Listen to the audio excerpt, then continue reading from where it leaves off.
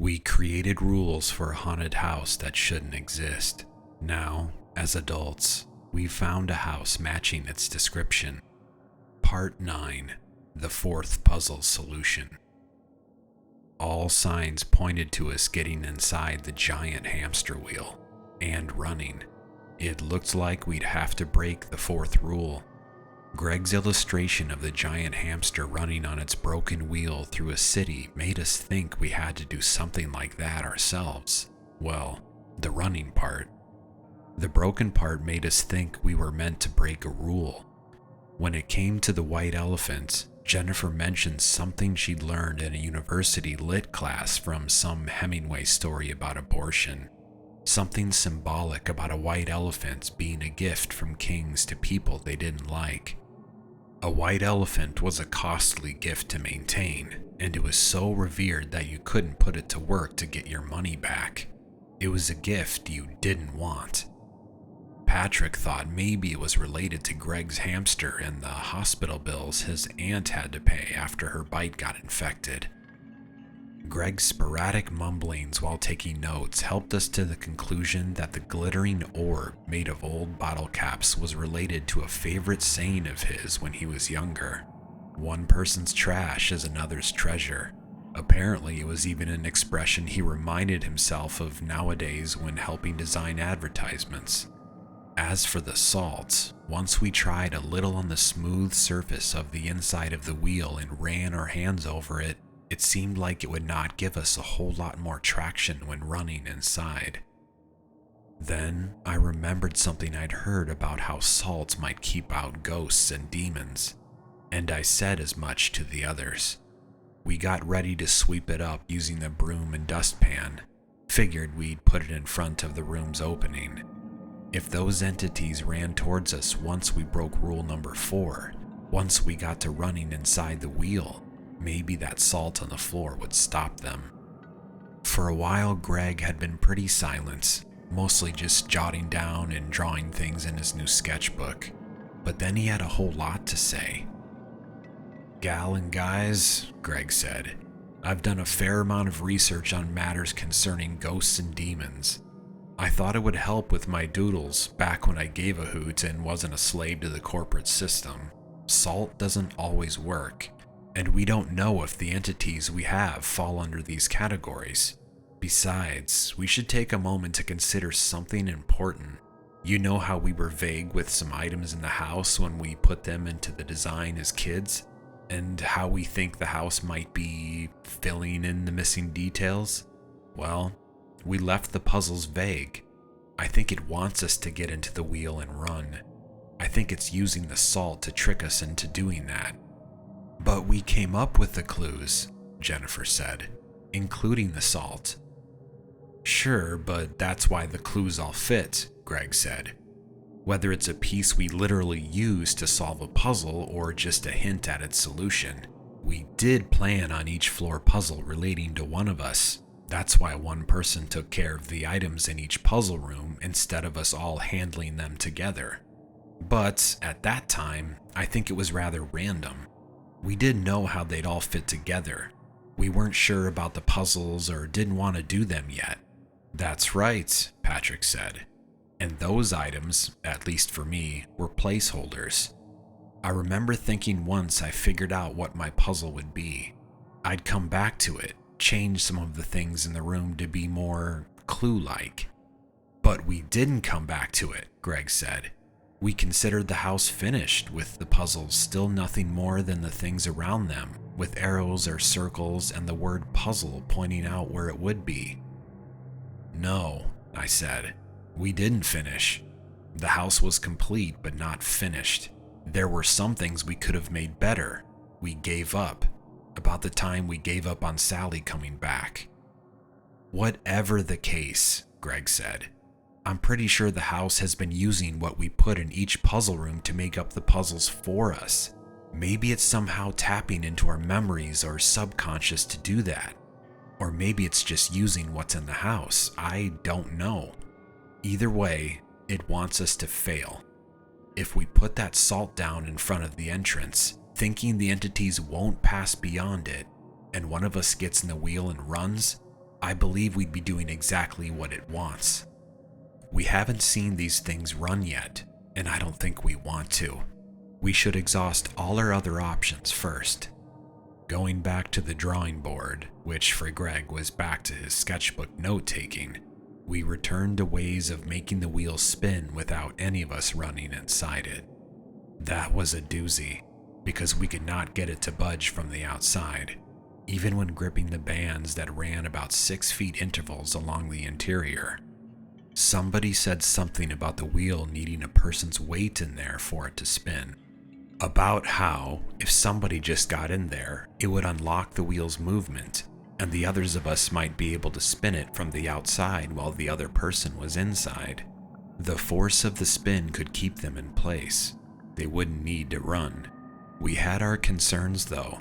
What if the person inside lost their footing, or the people outside made a mistake, and the person inside accidentally started running? That's about when we remembered that the white elephant statue, when we tried to move it, had seemed to weigh about as much as a person. The white elephant statue might not be so useless or burdensome after all. We hauled it and set it down beside the giant hamster wheel. "Let's hope it's worth its weight," Jennifer said. She gave it a little pat. I had an idea from something I'd seen another guy do in construction. After discussing it, we turned that treasure back in a trash. We broke the sparkling globe of bottle caps. We swept up the salt into the dustpan and put it down inside the wheel where we could place the elephant, similar to a kind of trick I'd seen someone in construction who did not have their tools on hand use to hold something in place temporarily. We put the bottle caps in among the salt. We faced some up and some down. Neither the teeth at the bottom of the bottle caps nor the salt were ideal for holding anything in place, much less the smooth wheel's interior to the relatively smooth bottoms of the elephant statue's feet. But if we used the salt and the toothy bottle caps in conjunction for a slight grip for when we got the wheel going, the force of its spin when we spun it faster might then be enough to keep the elephant statue in place. We used the broom for something other than sweeping. We put it inside the little loop of the elephant's trunk. Our thinking was that the broom handle could function as a long handle we could all grip.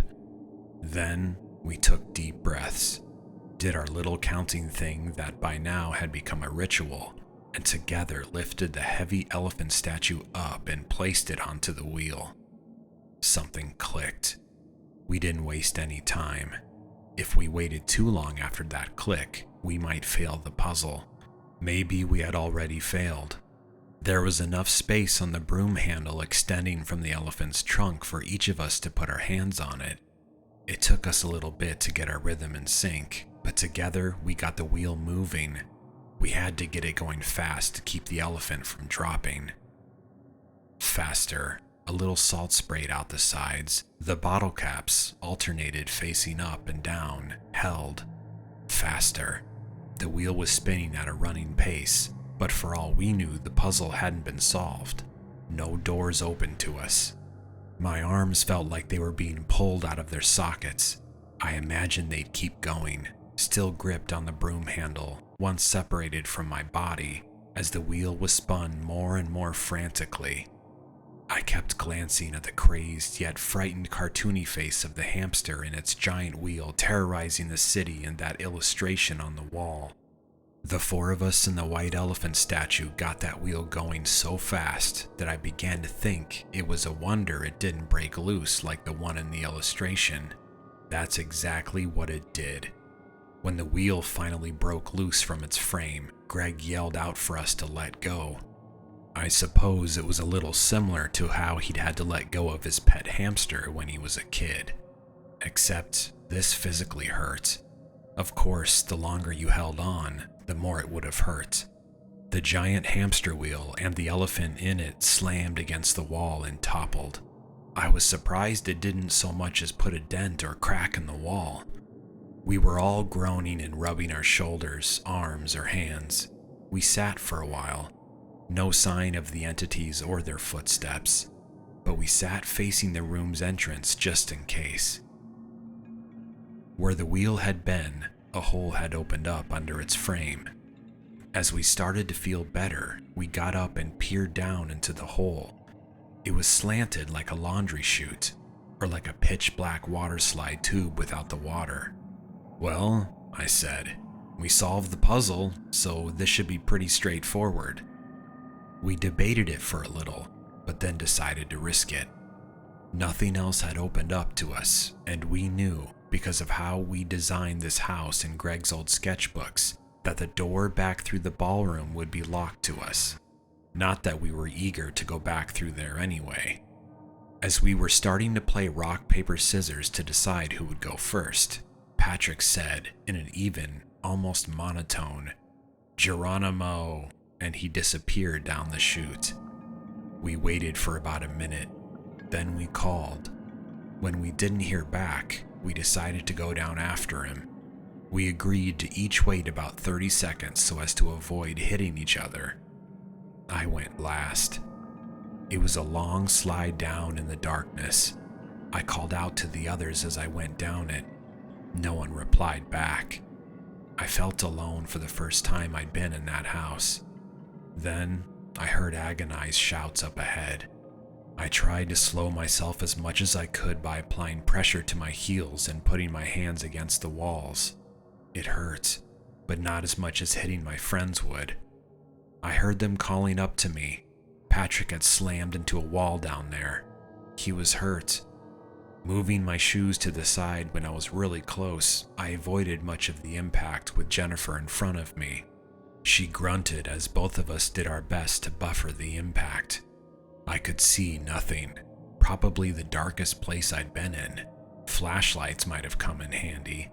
Maybe they were considered electronic by the house, but we could have at least used a candle or gas lantern. Something. Patrick had checked ahead that electricity was running to the house. We'd banked on being able to use the house's lights that we had drawn in years ago, but we hadn't taken into account the secret puzzle corridors in between. By the way, that was something else we did not put into the house. I'm not sure if we forgot, or if we hadn't done it yet because we never made the puzzles. As far as we knew, the house made those secret corridors for us. Down there in the dark, we were pretty sure Patrick had broken one of his legs. I guess we'd all hoped that, due to some magic of the house, it would somehow deposit us from this slide or chute down into the floor we'd been on above us. You know, paradoxes and everything. Seemed like the house liked those. Instead, we just slid down and hit a wall. "Hang on," Patrick said. "There's some rungs above me protruding from the wall. I think we're meant to climb back up. Man, this hurts." "Think you can climb, Pat?" Greg said. "Maybe," he said, "if I can use only my arms and my good leg." "We could help from below," Jennifer said. "Just don't touch my right leg." "Can't see it, Pat," Greg said. "Can't see nothing. I'll let you know with a scream." Speaking of screams, something was sliding down towards me. I was the last of the four of us.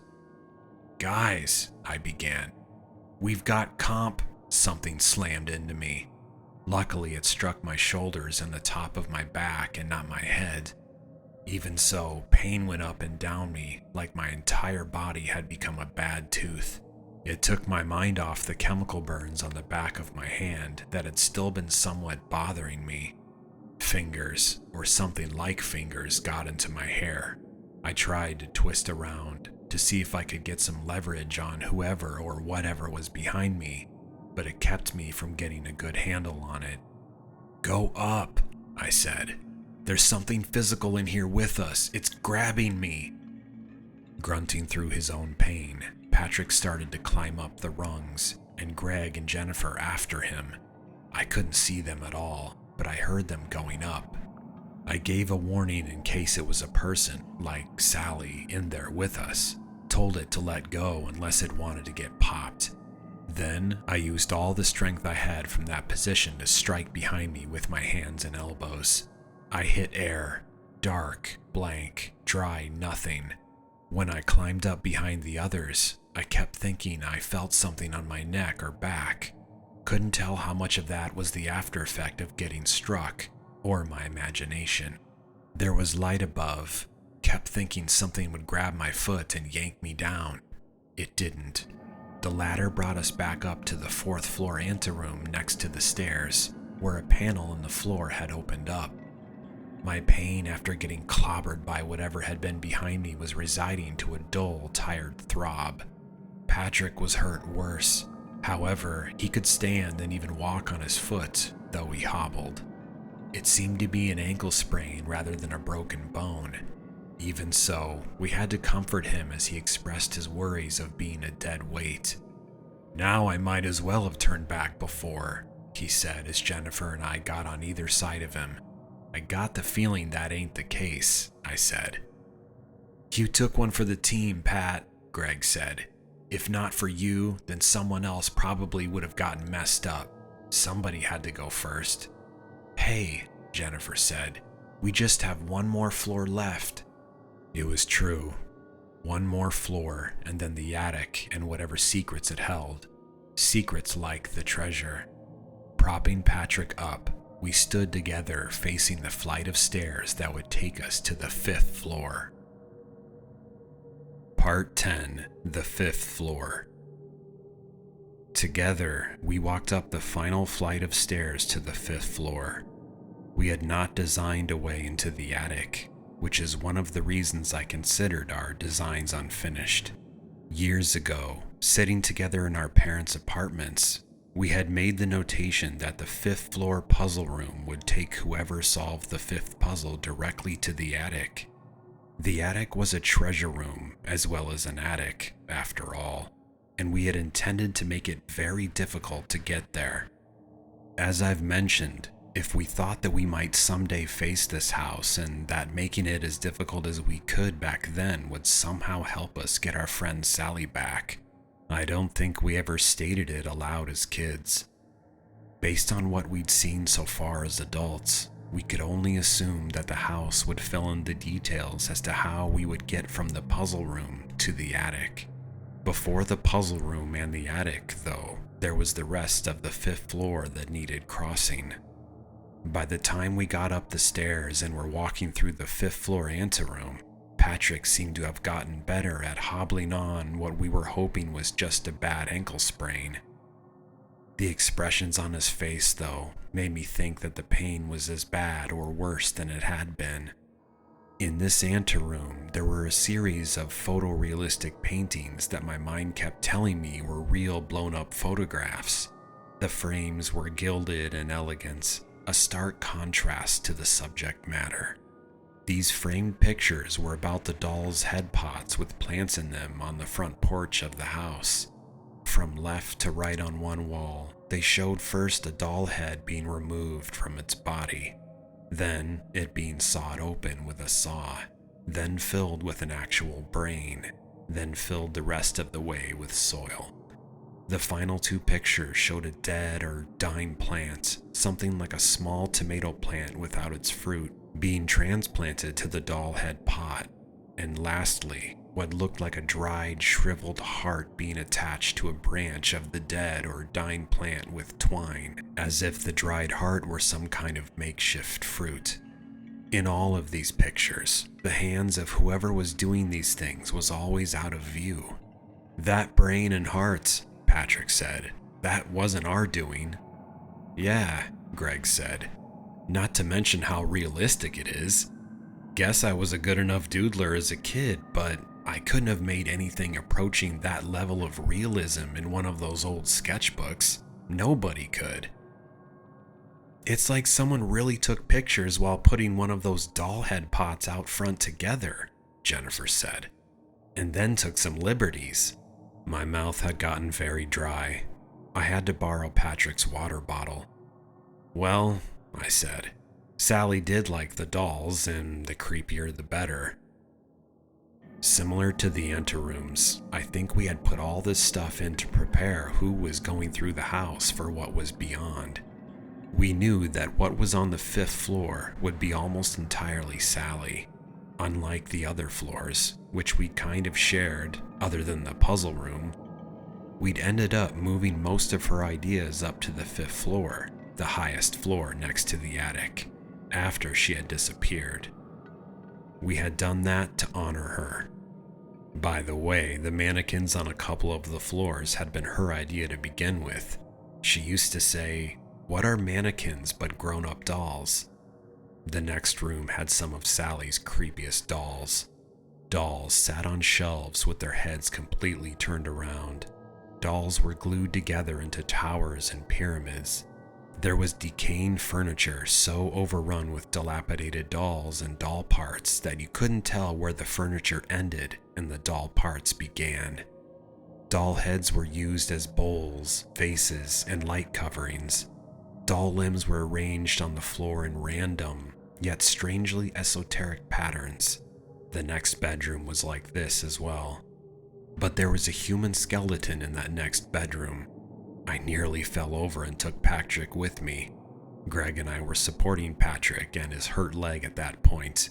We were taking shifts. The skull on that skeleton had been replaced by a doll's head. It took us a few moments before we recalled that this had been Sally and Greg's idea. However, any relief we had upon remembering was quickly replaced by even more terror. We had not colored anything in Greg's sketchbooks as kids. Any colors were all the house's doing. By now we understood that it liked to fill in the details, often to dramatic effect. The eyes of the doll head on top of the skeleton were green. The hair was blonde, like Sally's. "It's just messing with us," I said. "Hey Patrick, your dead weight as you called it is already coming in handy. I think I might have wandered a bit after seeing that skeleton if we weren't propping you up." "Yes," Jennifer said. "A trap should be next to that, between that skeleton and the front of the door." Some dolls sailed past us. Twang, thwip. My heart seemed like it was halfway out of my rib cage. Sharpened bones had zipped by, missing us by less than a foot. They'd come from an inconspicuous recess in the wall like flying spears. Greg sauntered up next to the other 3 of us, who were trying to support Patrick and keep our own balance at the same time. "You've got to spring every trap you can," Greg said. "Treasure hunting 101, or haunted house traipsing 101, I'm not really sure." "You're crazy," Jennifer said. "Yeah," he said. "Tell me that again when this is done and we're getting ready to leave." Greg had a decent point. Although the other puzzle rooms had secret passages that had led back to the anterooms and stairway after solving the puzzles, this time would probably be a little different because, presumably, we'd be going up to the attic, and then coming down from the attic, if we survived. It looked like Greg had thrown some dolls into the pressure-plated area for that particular trap. I kept getting mental images of somebody else's sharpened bones sticking out of my body. The next room was even worse, by design. The stench of decay hit us as soon as the door was opened. This bedroom was furnished with an opulent nightstand, mirror dresser, and canopy bed with curtains. There was horse riding paraphernalia decorating the walls and shelves, like an antique riding crop and riding helmet. Sally loved horses. When I used to think about what I hoped had happened to her instead of what probably happened, I would imagine her having run away from the cramped spaces of our apartment complex to become a professional equestrian in some nice, open place. Or maybe she just joined a circus where she did tricks with horses. But she'd had a good family that she would have been running away from. Even though money had been tight for them, her parents once paid for all of us to go horseback riding on a ranch together. That had been a whole lot of fun. Scary, but fun. I'd kept thinking I was going to fall off or get thrown from one of those large animals. Our guide had been aloof, but Sally had helped me through it. I think she'd helped all of us through it. That had been when she was 11 and the rest of us were 9 and 10. By the time her 12th birthday had come, she was gone. I went over to the other side of the large, elaborate bedroom and tested the other door. "Yup," I said. "It's locked." We tried to prepare ourselves for what we, mostly Sally and a heaping of Greg, had decided would be in the canopied bed of this room. It was another something we had to face to go farther. We drew aside the curtains. Inside, a unicorn was laying on the bed. Its horn was broken, and a good portion of its face was sloughed off to the bone. Flies and maggots had colonized both its surfaces and exposed interiors. "It's okay," Patrick said. He stood up on his own, without two of us propping him up, though I could see him wince from the effort. "It's dead." In its mucky mane were objects that had been braided in, beaded and jeweled trinkets, symbols made of woven vines, and a silver key on a chain. It was the key that we needed. Somebody just had to reach over and unbraid the chain from the dead creature's hair. Jennifer and Greg had been supporting Patrick at the time, so I took it upon myself. I got a good breath, careful not to breathe through my nose, steeled myself, and figured I would just dive right in. The condition that Maine was in, it seemed the hair might just pull away with the key. A large horse's eye opened. We all got back as the, by all appearances rotting, unicorn carcass stood up on the bed and clopped down. On the bed where it had lain were pieces of hair and flesh that made an outline of its body. It galloped over to us, backed us into a corner. Its front hooves kept trying to clip us. Its green, grimed teeth chomped inches from our faces.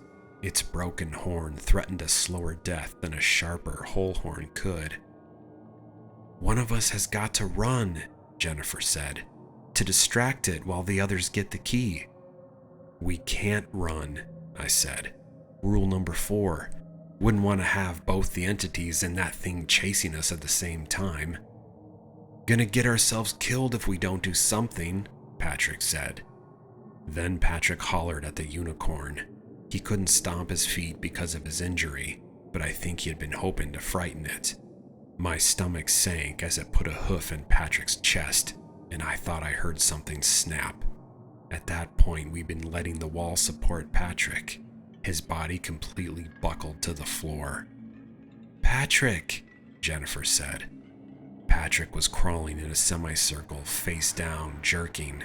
"I'm gonna gouge that thing's eyes out," Greg said. As if understanding, the unicorn aimed its broken horn at Greg's face and then charged.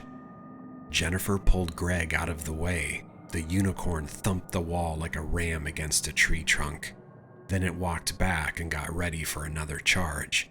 The stench was crushing. More flesh, hair, maggots, and other stuff had fallen off of it. One of its eyes did seem about ready to fall out.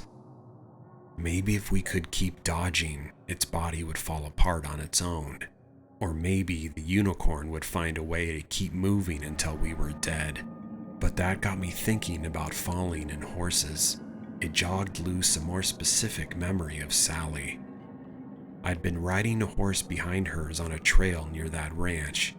My saddle seemed like it was sliding over, and my body too, and I was sure I was about to fall. The up and down motion was giving me a thrashing at the same time. I'd been trying to shout for help around the sound of hooves. As I alluded to before, our adult guide hadn't been very attentive to us. But Sally had ridden her horse back to me. She got a hold of my reins and was able to slow my horse down. I told her I was afraid and that I did not want to do horse riding anymore. I was ready to go home. She'd said something to the effect of, "This horse doesn't want you to fall. It doesn't want you to get hurt. Relax. Work with it, not against it. Your horse will help you to keep from falling." It comforted me and allowed me to enjoy the rest of that day. Recalling that also helped me remember more details of when Sally had put the unicorn into our designs of this house. She had not wanted them to be scary or dangerous. Greg had pushed the issue, though, because he kept emphasizing that the house needed that kind of stuff from her. The more she had said she should never try to make them scary, the more he had insisted. Eventually, she had compromised with this unicorn. Not a horse, but a mythical version of the horse. But if this zombie unicorn was true to Sally's wishes, I began to think maybe we weren't approaching it the right way. I got as calm as I could, which was very hard given the situation, and I walked towards the unicorn. The unicorn had been charging again, but it slowed down like I'd actually confused it. Jennifer and Greg were screaming at me. I can't speak for Sally, I told them, while being careful not to turn my back to the unicorn. But maybe she'd say that it doesn't want to get us hurt. It's been hurt though. We should try to work with it.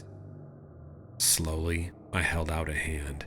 The unicorn snapped towards it, but it stopped. It sniffed the peace offering. I sighed, knowing how unpleasant it would be without really knowing, and I ran a hand through its decomposing scalp. Hair and less solid stuff came away in my fingers. I worked my way up to the key, and I worked the key loose. Greg and Jennifer were able to help Patrick up, who was breathing heavy and said he felt like somebody had taken a sledgehammer to his chest. All of us approached the unicorn and gave it some careful pettings. Even Patrick, who needed assistance. Seemed like Patrick was already recovering from getting hoofed in the chest. I was thinking to myself, I don't know what kind of diet or workout regimen he's on, but I've got to get on that myself. That guy was holding up quite well, all things considered. Sliding down a long chute into a wall, getting kicked in the chest by an undead unicorn. Dang. But back to that unicorn. It tried to follow us out of the door when we unlocked the room on the other side. Seemed it was on its way to becoming our very own pet zombie unicorn. Jennifer said that Sally would have been proud of how I handled it. I think that made Greg a little jealous. He didn't say much, but I could tell. The key wouldn't leave the inside lock after we unlocked it, so we figured we had to abandon the key when we shut the door. When the door locked again behind us, it was a more audible click than for the previous floor. We heard the unicorn pawing the door on the other side. This time, it wasn't a hallway, but a railway. There was a cart, and there was a tacky plastic ghost dangling above it. You know, the cliched little thing that's like a sheet with two eyes and a round mouth cut into it. A round hat was on its head and a cane was in the folds of what constituted as a hand. A little light on the ghost flashed eerie blue, and an electronic, cheesy carnival vendor voice said, "Step right up for the ride of your lives. So close, but so far if you're dead. Death can be a long, long journey. I should remind you, please keep your arms, legs, and head on your body at all times." Then there was a ghoulish laughter, again, more tacky than scary. We knew from our designs, though, that this tackiness was meant to throw the traverser of haunted houses off, to put them at ease and therefore make what came late even scarier and more dangerous. As I've been saying, we had been trying to make it as scary and dangerous as possible when we were kids, and this, after all, was the 5th floor. Only one person could get into that cart at a time. Maybe 2 kids could have fit, but we weren't kids anymore. It wasn't far that the cart had to go on that railway. It was about the same distance as the hallways directly below us. But we knew that it would go slowly, and that if you didn't get in that cart, if you tried to walk it, you probably would not make it very far. The larger blades would swing more quickly and randomly if you didn't get into that cart. That was how we had designed it anyway. There were little blades inside the cart itself and larger ones in the grooves of the walls. The ones inside the cart stuck out like a porcupine's quills, forcing you to stand up, while the larger ones swung back and forth like pendulums, forcing you to duck down into the cart. If you ducked or stood up at the wrong time, you might get yourself fouled up pretty bad. The saving grace for the trap was that the blades operated on prime numbers 5 and below, 2, 3, and 5. Once you figured out the pattern, you could wait the correct number of seconds. Problem was, it was different each time, so the first person didn't have it any easier or harder than the next. Greg offered to go first. He got cut a little first though by one of the carts extending and retracting quills, and that gave us a pretty big fright because he still had a long way to go. But at the end of the railway, he got out and shouted back to us that he was all right. I think his pattern had been 2 seconds, then the little cart blades, 5 seconds, then the larger pendulum blades, repeat, or something like that. Or that might have been mine, I don't remember. As soon as Greg jumped out, the cart started coming back.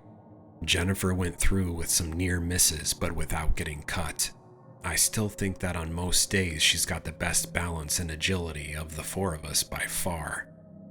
I waited for Patrick to go because I wanted to watch from behind in case I could help from that angle in some way. We were most worried about him.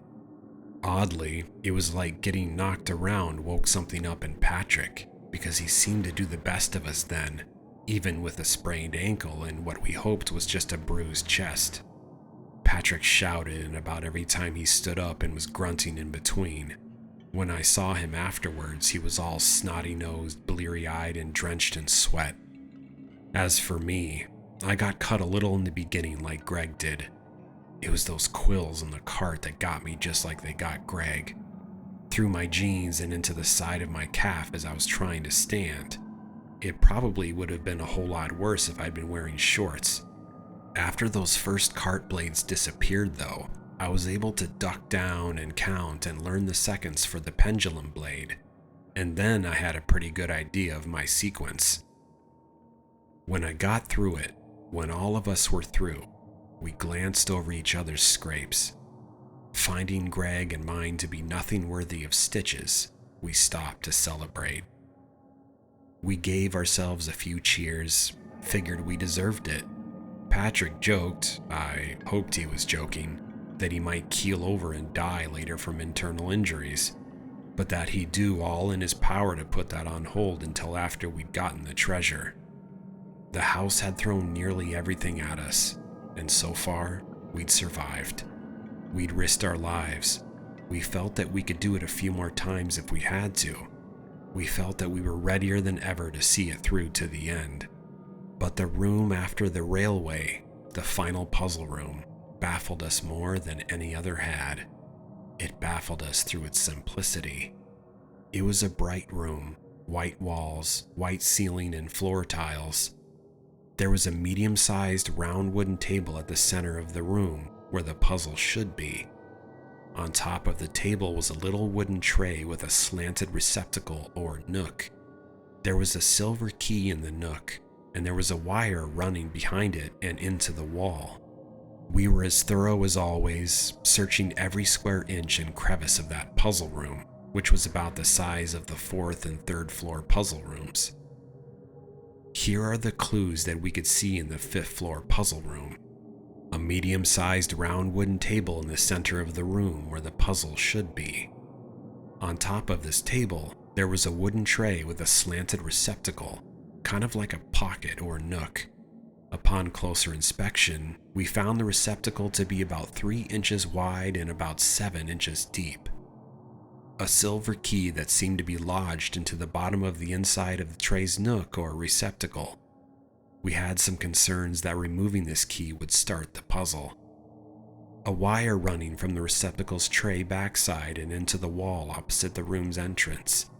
A part of the wiring was frayed, almost broken, nearest the back wall. The floors, wall, and ceiling of the room were all white. Combined with the brightness of the room's lighting, it made us feel it were difficult to tell exactly where the walls were. Those were all the clues. We were having trouble, not just because of how little there was in that room to go on, but because Sally wasn't there with us. This had to be Sally's puzzle, but what did any of this have to do with her? We racked our brains. The only thing I could think of that might relate Sally to the stuff in this room was about puzzles in general. just like the haunted house had been Sally's idea to begin with. Having puzzles in our haunted house had been Sally's idea too, hadn't it? And hadn't Sally said something about how puzzles, when it really came down to it, were nothing more or less than a collection of rules? About how once you discovered the secret of those rules, you'd solve the puzzle? Jennifer and Patrick felt they might be on to something. Greg wasn't so sure Sally had those things. I was reminded again of that song in the second floor anteroom, played to us from an old gramophone, about how memory isn't as sure as destiny.